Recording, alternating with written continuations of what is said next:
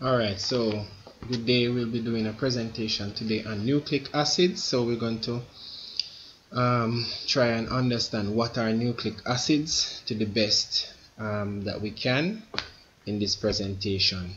So the objectives are to compare the structure of RNA and the DNA. We're going to explain the importance of hydrogen bonds and base pairing in DNA replication. Describe the roles of DNA and RNA in protein synthesis. We may not get to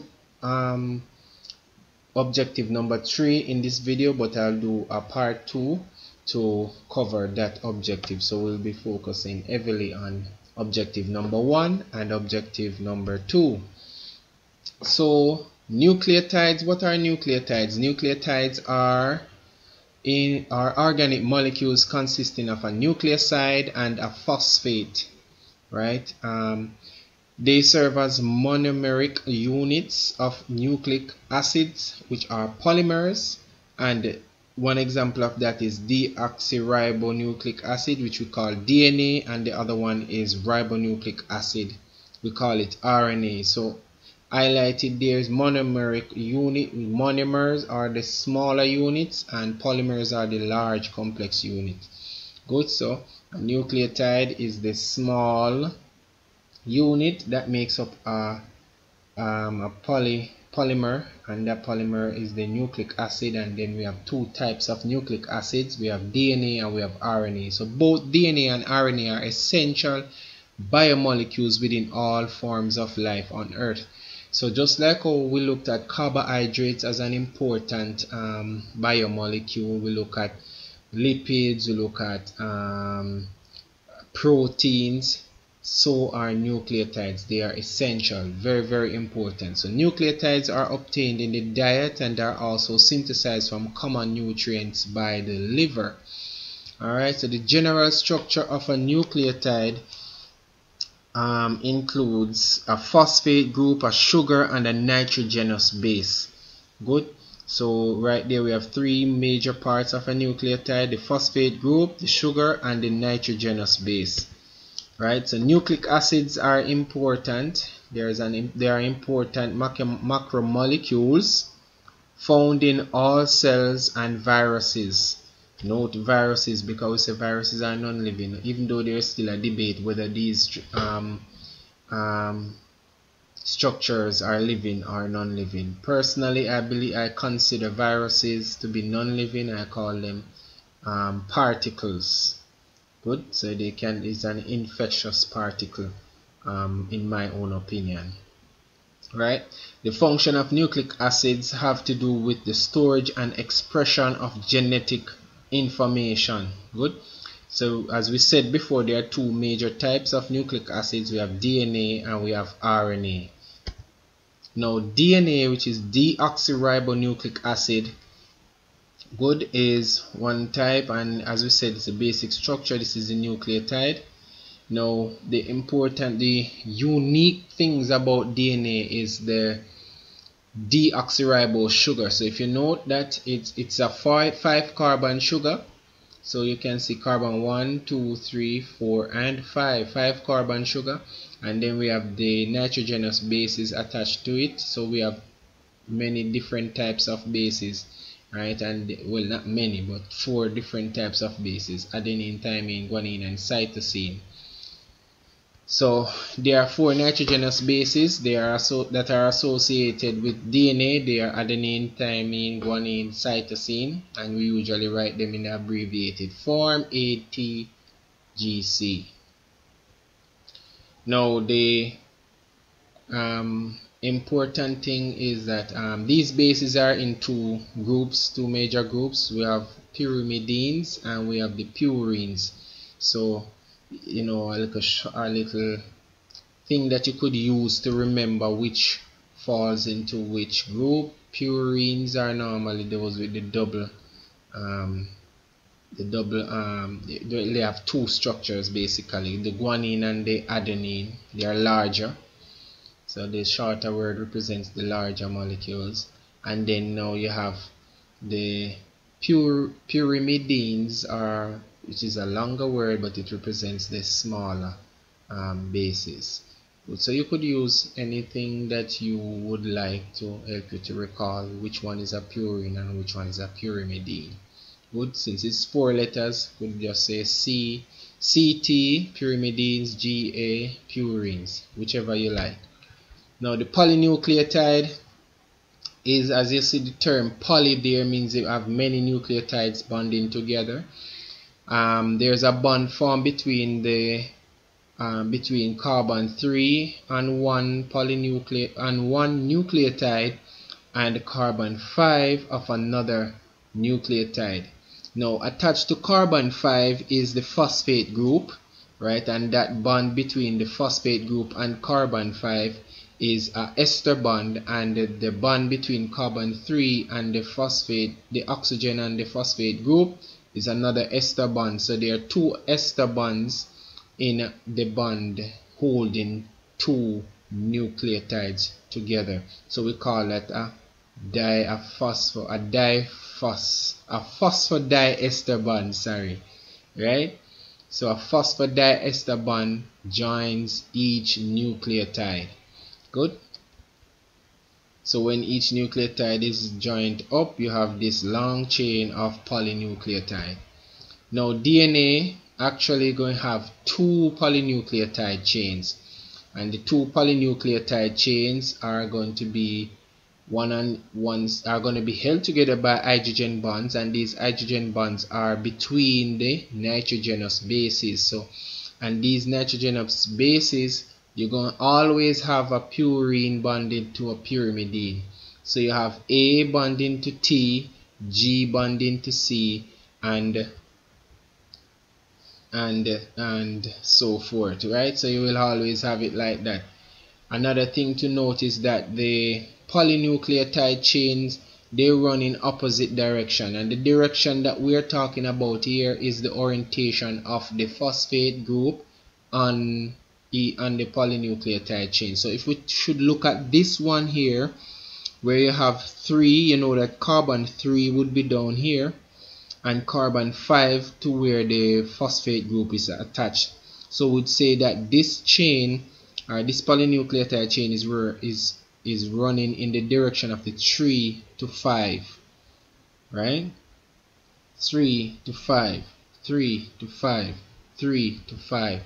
On the other side, note that you have the 3 to 5 is going in the opposite direction. So the 3 to 5 is coming down. So we say that the polynucleotide chains in a DNA molecule are antiparallel, which means they are running in opposite directions. So one is going up and the other one is coming down, right? And the direction is determined on the orientation of the nucleotide. So for example, again, we say that carbon 3 is here and carbon 5 is up here where the phosphate group is. So this, because all of the nucleotides are going to be turned in this direction, we say that this polynucleotide chain is going in the 3 to 5 prime direction. So you can see it here again, 3 to 5 prime direction here, and 3 to 5 prime going in the opposite direction over on this side. Good. We call this the sugar phosphate backbone, right? So it's like you have this ladder, and in the middle with the nitrogenous bases bonding together with the hydrogen bonds, we call those the rungs of the ladder, right? So as we said before, DNA is a double helix molecule, so the 2 strands will coil up on each other and form a helix.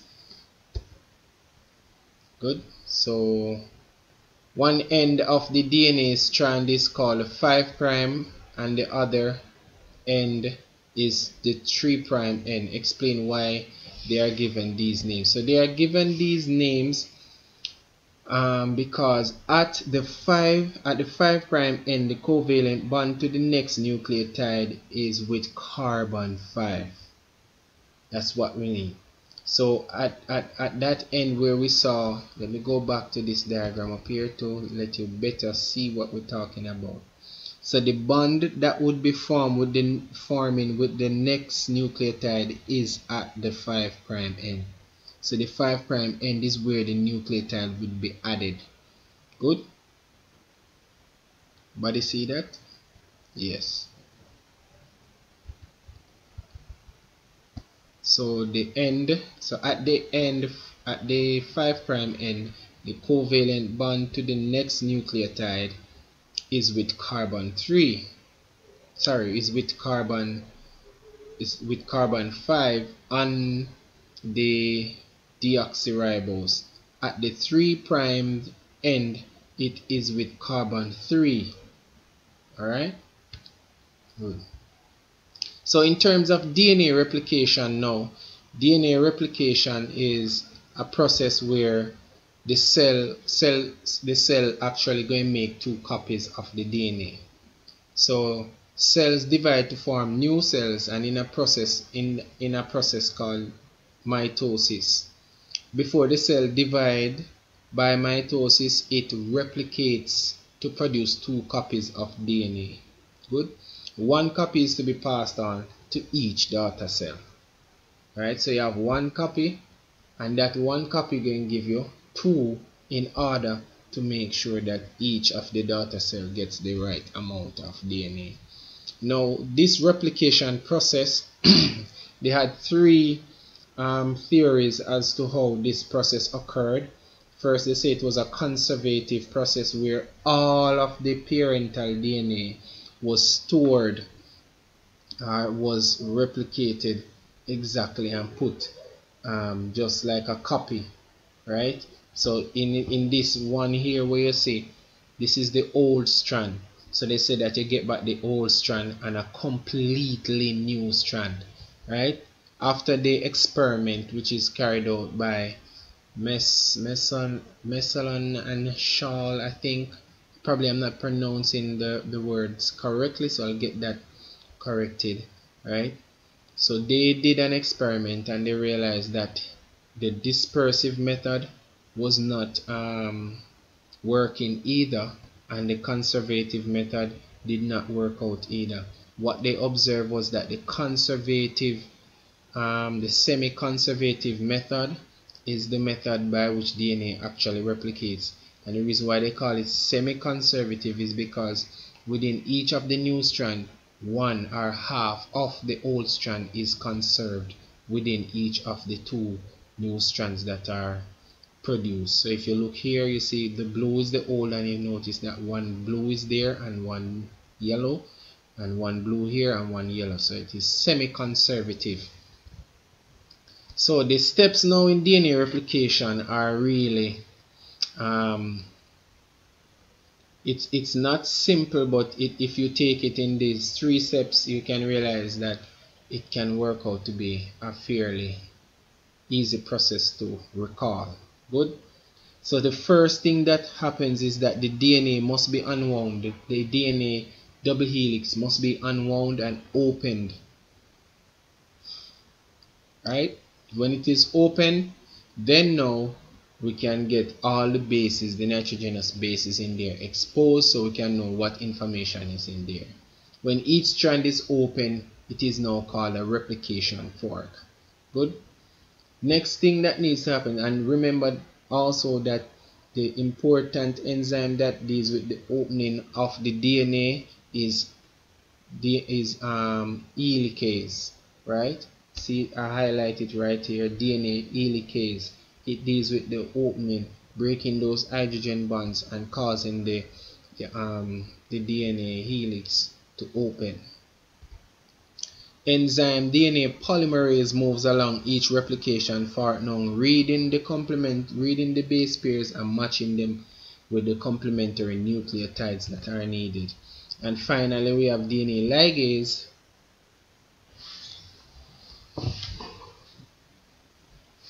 DNA ligase forms the phosphodiester bonds between the nucleotides of the new strand. So DNA ligase really goes there now and make sure that everything is connected and runs smoothly.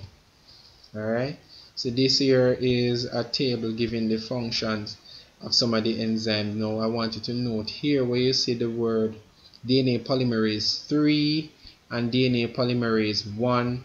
I'll explain these in the video. Alright, as it relates to the video presentation, DNA polymerase 1 will be called exonuclease. So before you reach to the point where I play the video, you could write DNA polymerase 1 and put in bracket exonuclease so that you can identify that it is the same DNA polymerase 1 that I'm referring to here, which converts RNA to DNA by putting thymine for uracil.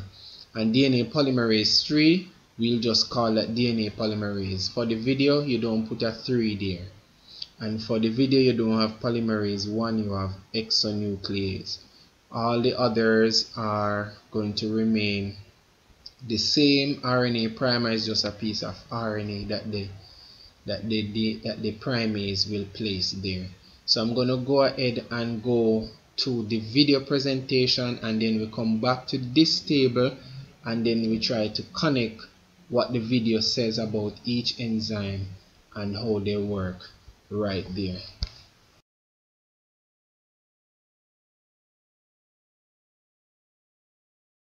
DNA is a molecule made up of two strands, twisted around each other in a double helix shape. Each strand is made up of a sequence of 4 chemical bases, represented by the letters A, C, G, and T. The two strands are complementary.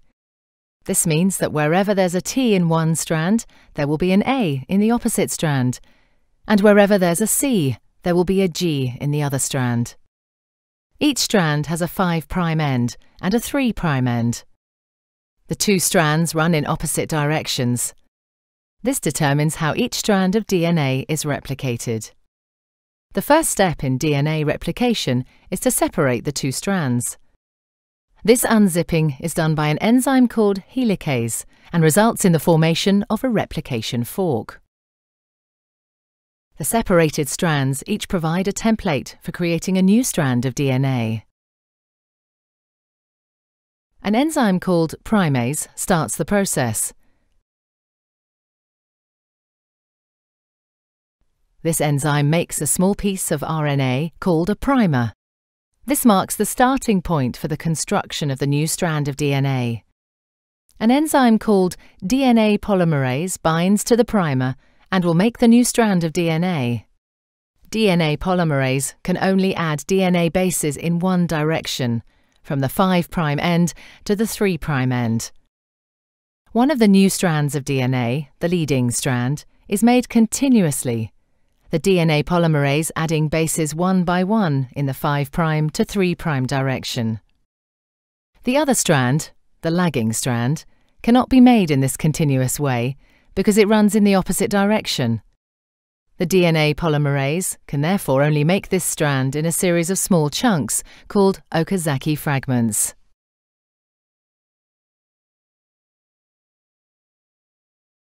Each fragment is started with an RNA primer. DNA polymerase then adds a short row of DNA bases in the 5' to 3' direction.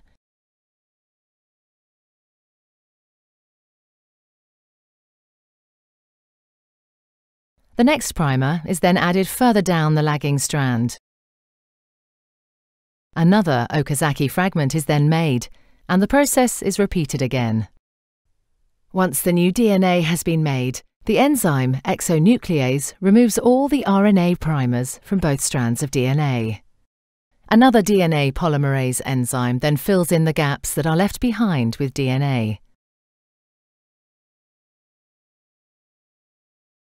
Finally, the enzyme DNA ligase seals up the fragments of DNA in both strands to form a continuous double strand. DNA replication is described as semi-conservative because each DNA molecule is made up of one old, conserved strand of DNA and one new one.